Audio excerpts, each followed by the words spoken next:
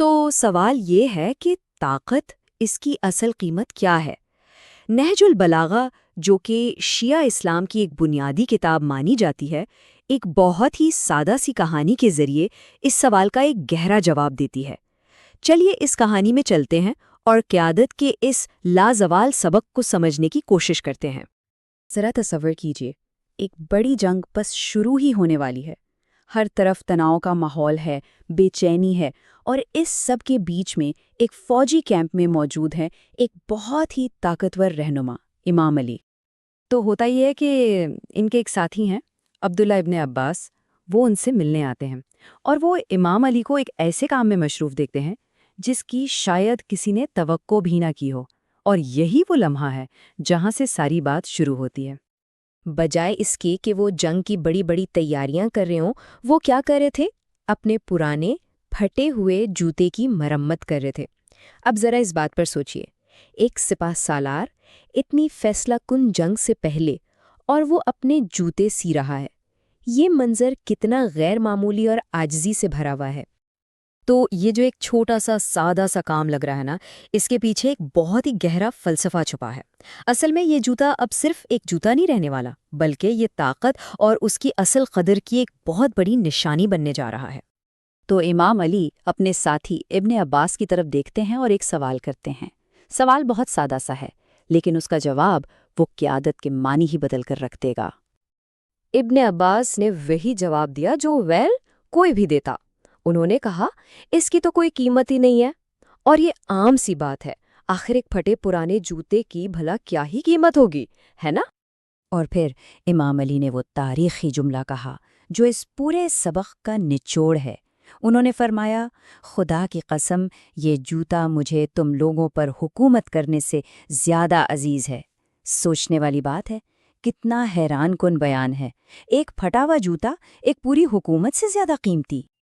لیکن بات یہاں ختم نہیں ہوئی۔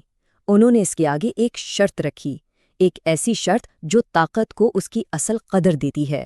فرمایا، سوائے اس کے کہ میں اس کے ذریعے حق کو قائم کر سکوں اور باطل کو مٹا سکوں، یعنی کہ اگر مقصد نہیں ہے تو طاقت کی کوئی قیمت نہیں۔ تو اس کا سارا خلاصہ کیا نکلا؟ دیکھیے، قیادت کے دو راستے ہیں۔ ایک راستہ ہے صرف ذاتی فائدے اور اختیار کا، جس کی قیمت امام علی کی نظر میں اس پرانے جوتے سے بھی کم ہے۔ اور پھر ہے دوسرا راستہ، ایک اعلیٰ مقصد کا، یعنی انصاف قائم کرنا اور باطل کو مٹانا۔ اور صرف یہی مقصد طاقت کو ایک، آپ کہہ سکتے ہیں، مقدس ذمہ داری بناتا ہے۔ اب یہ سمجھنا ضروری ہے کہ امام علی کا یہ نظریہ اچانک سے نہیں بنا تھا۔ اس کے پیچھے ایک پوری تاریخ ہے، ایک بہت بڑا مشن ہے۔ یہ اسی مشن کا تسلسل تھا جو حق کے لیے وقف تھا۔ اسی خطبے میں جہالت کے دور کا ذکر ہے، یعنی ایک ایسا وقت جب علم کا، کتابوں کا کوئی رواج نہیں تھا۔ پھر پیغمبر اسلام ایک نیا پیغام لے کر آئے، اور انہوں نے پورے معاشرے کو بدل کر رکھ دیا۔ لوگوں کو ان کا صحیح مقام دکھایا، نجات کا راستہ دکھایا، اور ان کے حالات وہ بالکل بدل گئے۔ اور امام علی، وہ اس پوری عظیم تبدیلی کے صرف ایک گواہ نہیں تھے، نہیں، وہ بالکل شروع سے ہی اس کے مرکز میں تھے، اس انقلابی مشن کا ایک اہم ترین حصہ تھے۔ اور یہی مشن، یہ ان کی پوری زندگی کا محور بنا رہا۔ ان کے لیے وقت بدلا، دشمن بھی بدلے، لیکن جو جنگ تھی نا، اس جنگ کا مقصد وہ ہمیشہ ایک ہی رہا۔ وہ خود فرماتے ہیں، خدا کی قسم، میں بھی انہی لوگوں میں شامل تھا جو اس انقلاب کو لا رہے تھے۔ اس سے صاف پتہ چلتا ہے کہ ان کی وابستگی کتنی گہری تھی۔ اور وہ یہ بھی کہتے ہیں کہ اس پورے راستے میں انہوں نے نہ کبھی کمزوری دکھائی اور نہ ہی بزدلی۔ پہلے، یعنی ماضی میں، ان کی جنگ پیغمبر کے ساتھ مل کر کفر کے خلاف تھی۔ وہ اس مشن کا، سمجھ لیں، پہلا مرحلہ تھا۔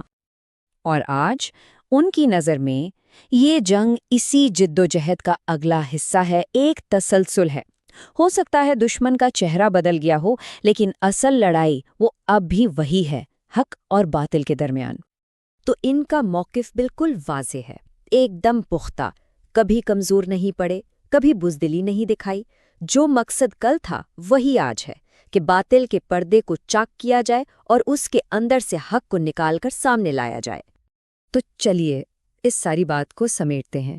یہ جوتے کی کہانی صرف ایک تاریخی واقعہ نہیں ہے، بلکہ یہ قیادت کے بارے میں ایک ایسا اصول بتاتی ہے جو ہمیشہ ہر دور کے لیے موضوع ہے۔ اس پورے خطبے کا جو مرکزی خیال ہے وہ ہے عادلانہ قیادت کا اصول، یعنی جسٹ لیڈرشپ۔ اور یہ اصول کہتا کیا ہے؟ یہ کہتا ہے کہ حکومت، اختیار، یہ صرف اور صرف اس وقت جائز ہے جب اس کا بنیادی مقصد سچائی کو قائم کرنا اور ناانصافی کو ختم کرنا ہو۔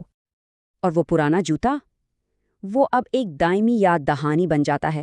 وہ ہمیں ہمیشہ یاد دلاتا رہے گا کہ اگر آپ کے پاس ایک اچھا، ایک انصاف والا مقصد نہیں ہے تو طاقت بالکل بیکار ہے، اسی پھٹے ہوئے بے قیمت جوتے کی طرح۔ تو یہ صدیوں پرانا واقعہ ہمیں آج کے دور کے لیے ایک بہت اہم سوال کے ساتھ چھوڑ جاتا ہے۔ سوال یہ ہے کہ ہماری اس جدید دنیا میں، چاہے وہ سیاست ہو، کاروبار ہو یا معاشرہ ہو، کون سی چیز ہے جو قیادت کو واقعی قیمتی بناتی ہے؟ صرف طاقت حاصل کرنا یا اس طاقت کے پیچھے چھپا ہوا مقصد؟